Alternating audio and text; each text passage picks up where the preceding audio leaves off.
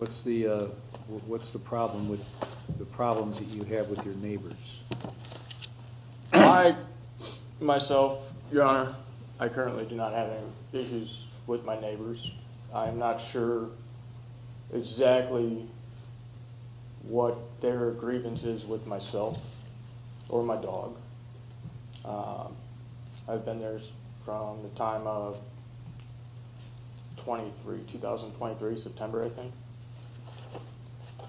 From that time, they've invited me a number of times, either next door, across the street, or down the road. Not every time I have made my way around, though I have introduced and spoke to some of the people that live on the street. I don't believe I really talked to anyone except for the people next door on either side for the first 12 months I was in that neighborhood. Now, as far as the neighbors with the grievances, I've never, from the video, I've never even introduced myself to them, or they have never introduced themselves to me as well, other than the woman in the video, or the two next door. So, with whatever was said, or whatever grievance they may have with me being in the neighborhood and living in my house, under my roof, in my own space, if that's too close to them, by all means, let me know. I can move. Wait, turn that house into a field? That's not just frustration talking, that's escalation. Statements like this can raise red flags in court because they hint at impulsivity or extreme reactions. And judges are always listening for exactly that. I can turn that house into a field if I like. Into a what? I can turn it into a field if I like. What does that mean? I own that house. What do you mean you could turn it into a field? I'll tear it down, turn it into a field, right there next door. I have not trespassed any of them. I've not crossed onto their properties without permission. I've only helped. I've provided a neighbor with a shed that I was discarding. Fixed a fence that was a tree had fallen on. Cleared some debris and some brush down the road for a neighbor so that he could fix his hunting stand behind his house.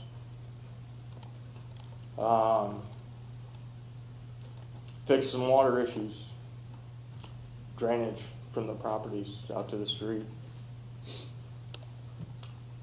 Now this is interesting. He's building a narrative of being the helpful neighbor. In legal settings, this is a classic credibility move. I'm not the problem, look at everything I've done. But here's the question for you. Does good behavior cancel out concerning behavior? Cleared driveways in the wintertime for snow, and so people could get to work. When is the last time you were involved with the VA? With the VA, I recently stopped out there to have 17 staples removed from the top of my head as I was struck head on by a vehicle while riding my motorcycle in my own lane, doing the speed limit, minding my own business. What before that? When was the last time before that you were at the VA? Approximately 2 years prior. All right. And why did you stop going there? The environment itself, and my conversations with Greenside Corpsman, prior Greenside Corpsman, who's now a provider, well, a mental health provider out there, Jason Blake. We spoke many times, and it no longer felt necessary that I had to visit, though. Who thought it was not necessary? The mental health provider Okay. at the VA itself. Though he left an open door policy if I needed to at any point in time. I have his number and I can go back and I can speak with him. This is where the tone shifts completely. The judge is no longer focused on neighbors. This is now about mental health history. And in court, that can directly impact sentencing, supervision, and even whether someone is considered safe in the community. When's the last time you were prescribed mental health medication? When,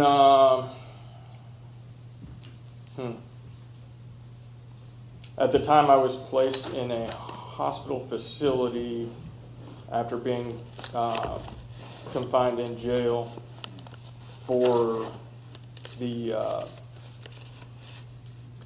competency evaluation to stand trial. Okay, what were you prescribed? It was Haldol. Okay. When's the last time you took that? Shortly thereafter, released from that facility. Okay.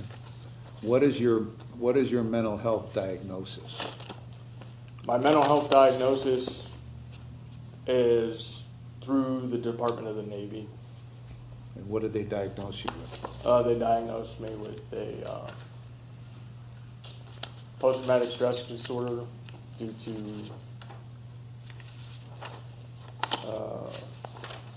I guess stresses of the job. Anything else? Stresses from overseas deployments. Any other diagnoses? There was one of a paranoid schizophrenia. However, it's, I mean, at the time that they made that diagnosis, the Navy was administering medication, which I was having adverse effects to. Do you believe that there's any mental health medication, prescription medication that would benefit you? I do not personally take medication. I haven't from the time I was a child. I mean, obviously, immunizations, vaccines, stuff like that.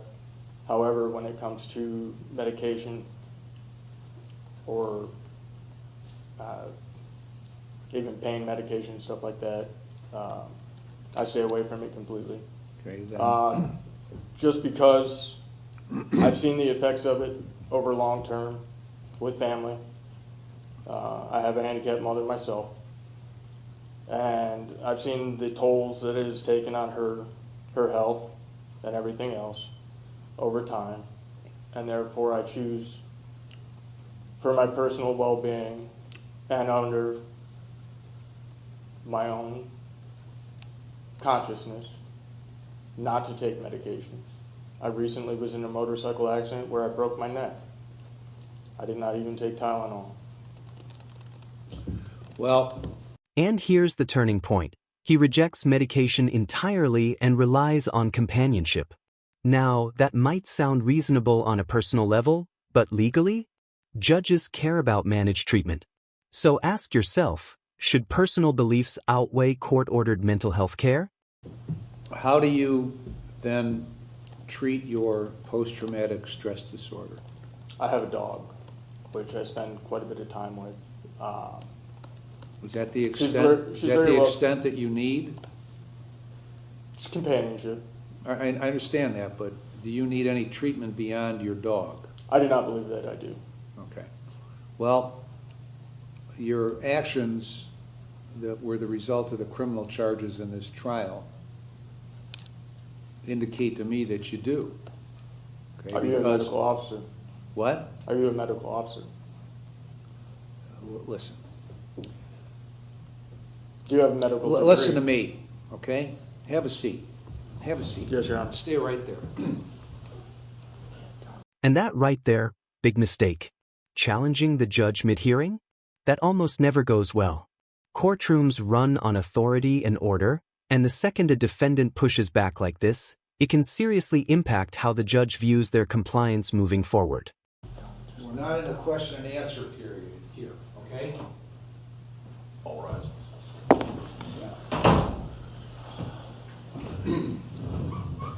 Now, your actions that resulted in these charges and I've been involved with you for a few years now, indicate to me that you need treatment for your mental health condition beyond having a dog.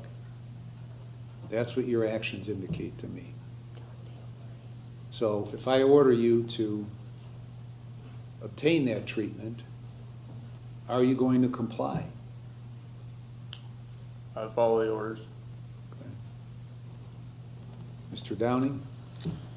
Thank you, Your Honor. This is a joint recommendation for community control. Defer to the court for any other specific sanctions.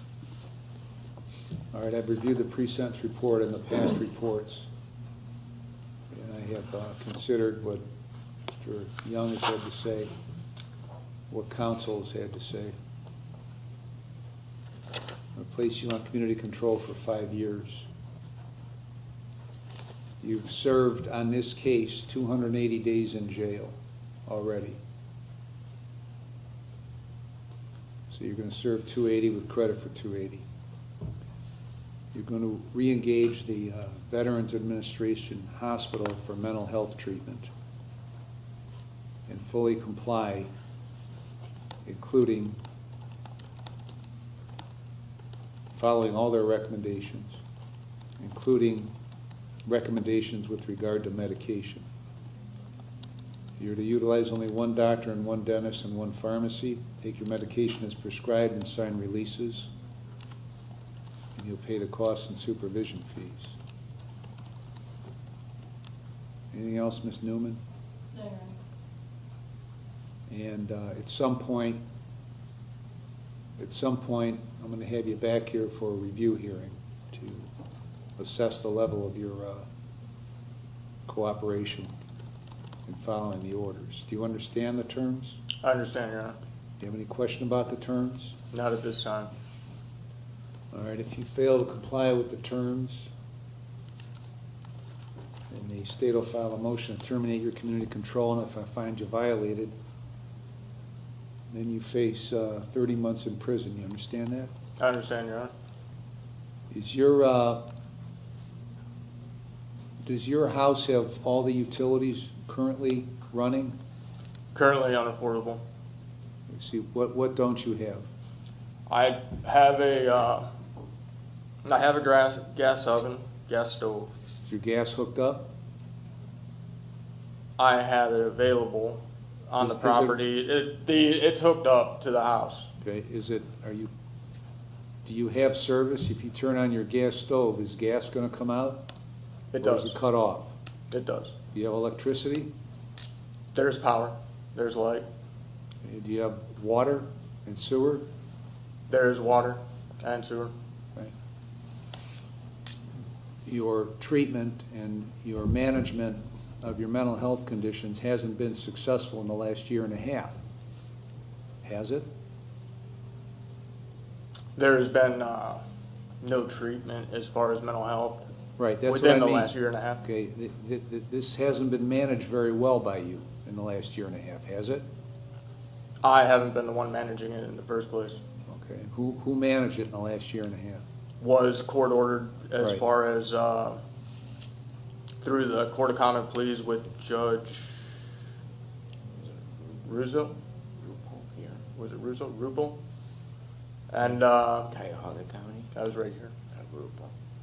And that was placed at North Coast. Twin Valley. Okay. North Coast was So- prior. All right, so you haven't been mental health-wise very stable in the last year and a half, have you? I have. No, you haven't. Otherwise, we wouldn't have been sending you back and forth to get you competent, and you wouldn't have been throwing a dead Christmas tree at the front door of the courthouse either, okay? So it isn't going well. So that's why I'm issuing the orders I'm issuing, Understood, Your Honor. okay? Anything else, Mr. Downing? PRC and abstinence for anything related to drugs or alcohol. Oh, yeah, one of the conditions is no drugs or alcohol. You understand that? understand, Your Honor. Except for prescription drugs. So no illicit drugs and no alcohol. Has never been a problem in the first place. Okay, well, then it shouldn't be a problem complying, right? It will not be. And you'll have screens on a regular basis. And at some point, like I said, I'm gonna issue another hearing notice to come back to check on your compliance. Anything else, Mr. Paris? Nothing further, Your Honor. All right, that's it. Thank you.